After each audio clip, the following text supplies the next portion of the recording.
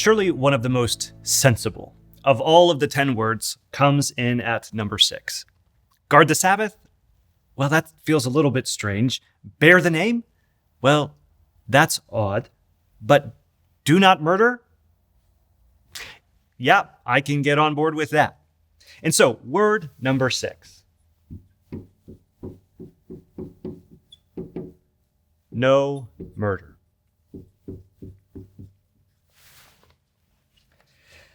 I think we should go ahead and read it so that we can hear actually how it appears in Deuteronomy chapter 5.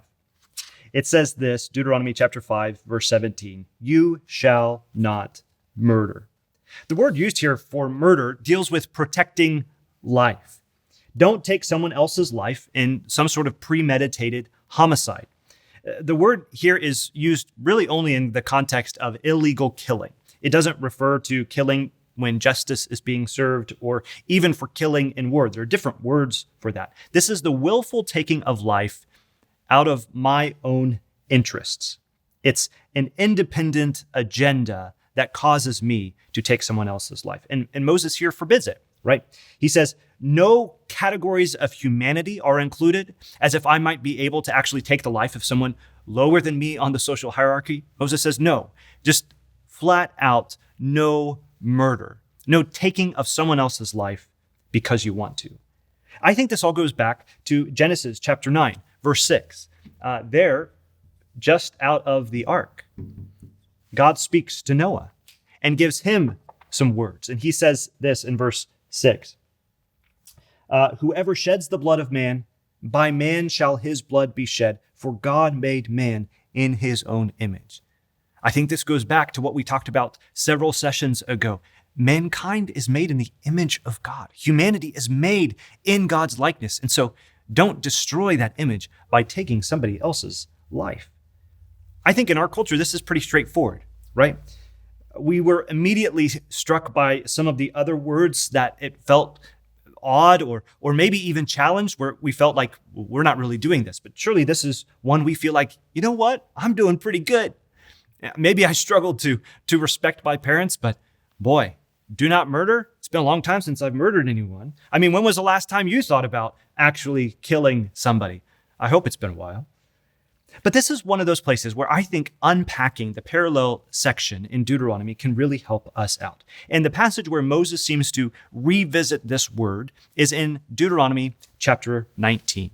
And so, in Deuteronomy 19, Moses gives instructions about a special feature, really, in ancient Israelite society that wasn't found in a lot of other ancient cultures, the city of refuge. Now, cities of refuge were these special places where a murderer could flee in the case of an accidental murder or supposed accidental murder. Maybe it would help us out if we would just sort of imagine a scenario where something like this might play out.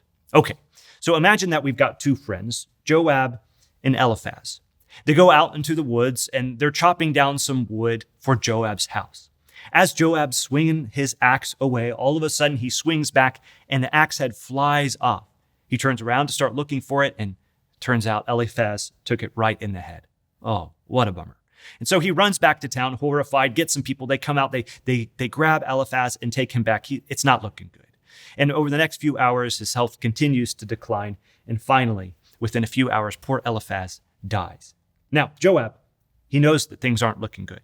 He mourns the loss of his friend Eliphaz, but he also knows he's in serious trouble. You see, Eliphaz has a brother, Elihu. Elihu is a big man, a hairy man, seemingly an angry man. And it's not someone you would want to meet in a dark alley at night, especially after you've just killed his brother. And so he knows that once Eliphaz dies, Elihu becomes what the biblical writers call an avenger of blood. He has every right to kill Joab in order to avenge the murder that has been committed. Just think back to Genesis chapter 9, verse 6. Whoever sheds the blood of man, by man will his blood be shed. But this is where this other option comes in for people in ancient Israel. These cities of refuge are places where a killer can flee so that he doesn't die at the hand of an avenger of blood.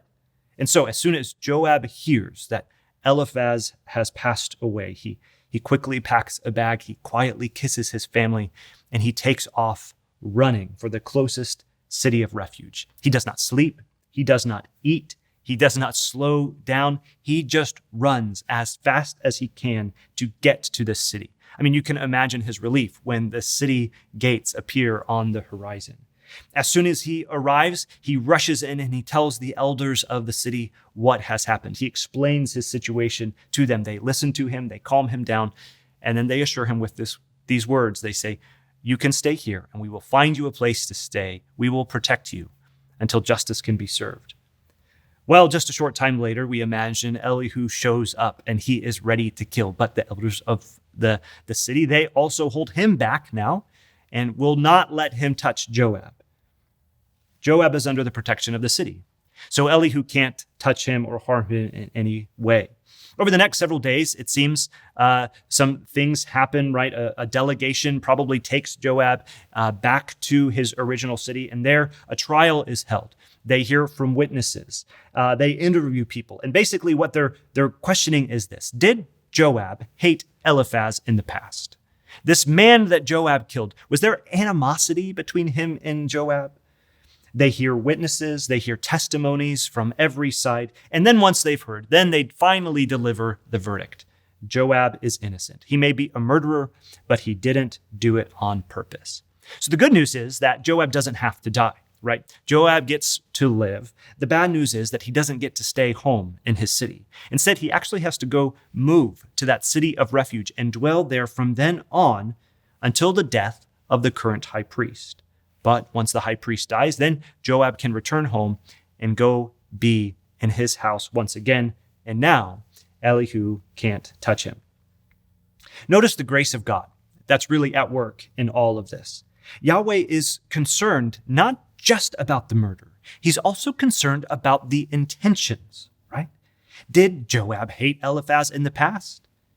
And if he actually did hate him, Deuteronomy 19 makes it very clear that he actually has to die. In fact, listen to what it says in verses 11, 12, and 13 of Deuteronomy 19. "But if anyone hates his brother and lies in wait for him and attacks him and strikes him fatally so that he dies and he flees into one of these cities, then the elders of his city shall send and take him from them and hand him over to the avenger of blood so that he may die. Your eye shall not pity him, but you shall purge the guilt of innocent blood from Israel, so that it may be well with you." God is very concerned that the blood of the innocent is avenged.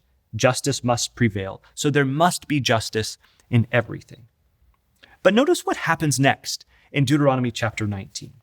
After we've talked about the cities of refuge, it goes on and says this in verse 14. "You shall not move your neighbor's landmark, which the men of old have set, and the inheritance that you will hold in the land that the Lord your God is giving you to possess." It seems like we're shifting topics pretty quickly.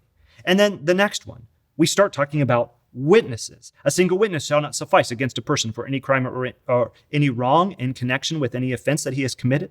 Only on the evidence of 2 witnesses or 3 shall a charge be established. If a malicious witness arises to accuse a person of wrongdoing," and then it goes on and lists what you're supposed to do in those cases. So what does this have to do with murder? I mean, what does moving a boundary stone and a false witness have to do with murder? Well, actually, I think they have a lot to do with it. These are situations that might arise, that might anger someone potentially enough in order that they might take a life. What do you got to do to get someone really mad?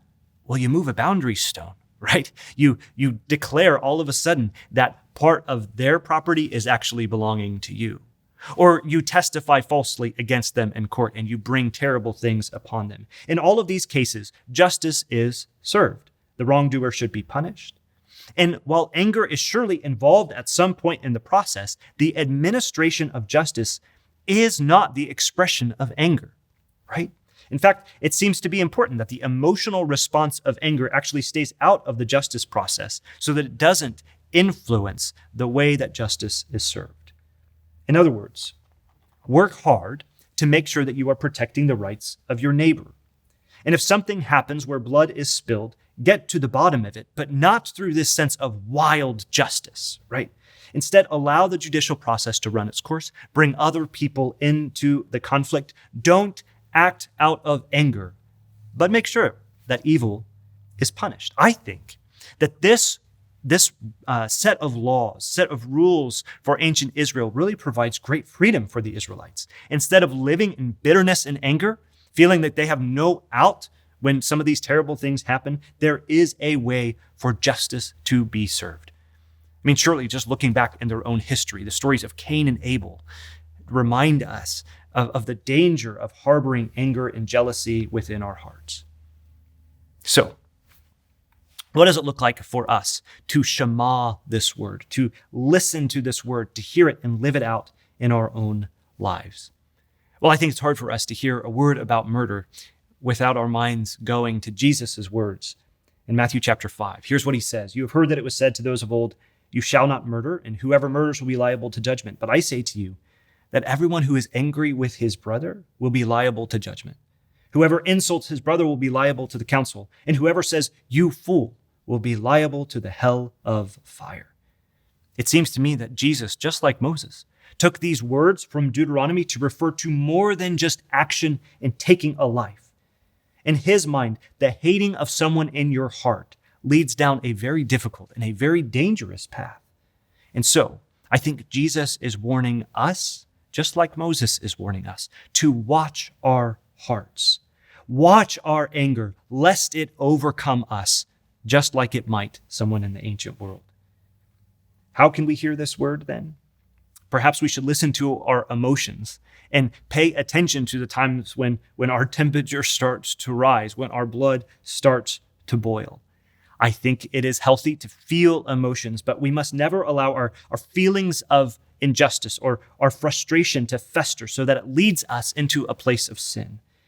In fact, maybe one of the best ways for us to actually hear this word is to hear the opposite. Love your neighbor as yourself. And who is my neighbor? Even my enemy.